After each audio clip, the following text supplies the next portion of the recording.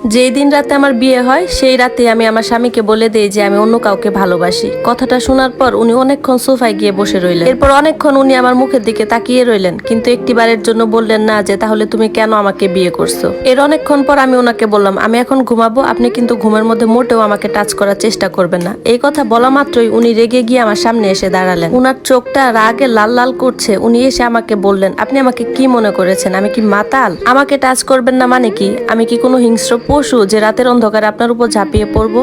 এরপর আমাকে অনেকগুলো কথা শুনিয়ে উনি চোখ মুছতে মুছতে ঘর থেকে বেরিয়ে যান। আমি বিছানার উপর বসে বসে উনাকে খেয়াল করছিলাম। বারান্দায় বসে বসে উনি বারবার চোখ মুছছিলেন আর নীরবে একাই বসে আছেন। বিয়ের সময় ভাবির মুখে শুনেছিলাম যে ছেলেটি নাকি খুব ভালো, অবন্তী ও তোমাকে খুব সুখে রাখবে, ভালোবাসবে অনেক। তখন আমি ভাবির কথাটা খুব একটা কানে নিইনি, কিন্তু এখন বসে বসে ভাবছি যে একটা ছেলে মানুষও যে এইভাবে কান্না করতে পারবে এই প্রথম দেখলাম। আমি যতদূর জানি যে বিয়েটা নাকি উনার মায়ের পছন্দই হয়েছে। উনি হয়তো এখন বসে বসে ভাবছে যে আমি উনাকে পছন্দ করি না, এটা যদি উনার মা জানতে পারে তাহলে হয়তো অনেক কষ্ট পাবে। উনার মা মানে আমার শাশুড়ি ক্যান্সার আক্রান্ত ছিলেন, যে কোনো সময় উনি পৃথিবী ছেড়ে চলে যেতেন।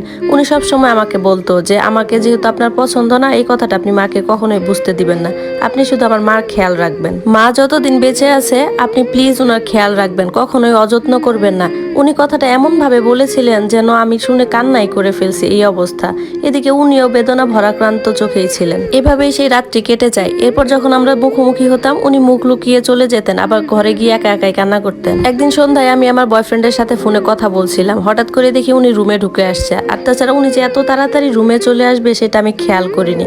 উনি ঘরে ঢোকা মাত্রই আমার ফোনটা হাত থেকে নিয়ে জোরে একটা আছাড় দিলেন। এরপর আমার ফোনটা ডিসপ্লে একদম নষ্ট হয়ে যায়। এরপর আমাকে বলতে শুরু করে যে আপনার বাবা কিন্তু এই বাড়িতে আপনাকে বিনা পয়সায় পাঠায়নি, দেনমোহরে উনাকে প্রায় 2 লক্ষ টাকা দিতে হয়েছে। তারপর গহনা, বিয়ের খরচ সব মিলে 5 লক্ষ টাকার মতো খরচ হয়েছে আপনার বিয়েতে। আমি আমার জীবনের সমস্ত সঞ্চয় ব্যয় করে এই বিয়েটা করেছি, আর আপনি এই ঘরে বসে অন্য পুরুষের সাথে কথা বলছেন।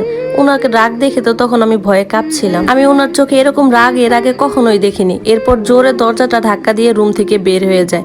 তার কিছুক্ষণ পর আবার উনি আমার কাছে আসেন, এসে আমাকে বলতেছে আজকে থেকে আমি আর তোমার সাথে থাকবো না, আমি বাহিরে থাকবো। আপনি আজ থেকে এই ঘরেই থাকবেন, আর এই ঘরে থেকে আপনি আপনার প্রেমিকের সাথে যা মন চায় তাই করবেন, কিন্তু আমার মা যেন কিছু জানতে না পারে। উনি চলে যাওয়ার পর আমি স্তব্ধ হয়ে বসে থাকি। ঘন্টার পর ঘন্টা চলে যায়, কিন্তু আমি কিছুই বুঝতে পারছিলাম না। বুকের মধ্যে একটা চাপা কষ্ট জমে আছে। একসময় ভাবলাম যে উনি তো আমার সাথে কখনো খারাপ ব্যবহার করেনি, উনি যতদূর সম্ভব আমাকে সম্মান দেওয়ার চেষ্টা করছে। তারপরও আমি কেন ওনার সাথে এরকমটা করলাম? দোষটা তো আমারই।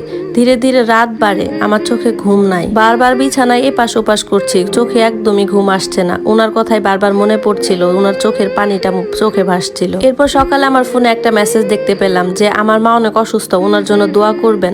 এই মেসেজটা দেখে আমার খুব খারাপ লাগলো। ওনার মা অসুস্থ মানে ওনার চোখে জল। আমি তাড়াতাড়ি রেডি হয়ে হসপিটালের দিকে রওনা হলাম। হসপিটালে গিয়ে দেখি উনি পাশেই বসে আছেন। আমি মায়ের কাছে গেলাম, কিন্তু আমাকে দেখে কিছু বললেন না। মায়ের অবস্থা খুবই খারাপ ছিল। ডক্টর এসে বললেন যে কোনো সময় যে কোনো কিছু। এই কথা শেষ হতে না হতেই উনি উঠে চোখ মুছতে থাকলেন। এরপর পরে আমার শাশুড়ি মা শেষ নিঃশ্বাস ত্যাগ করে। সবাই কান্নায় ভেঙে পড়ে। সবচেয়ে বেশি ভেঙে পড়েছিল আমার স্বামী। আমি ওনার পাশে দাঁড়িয়ে ওনার হাতটা শক্ত করে ধরি, উনি আমার হাতটা শক্ত করে ধরেছিলেন।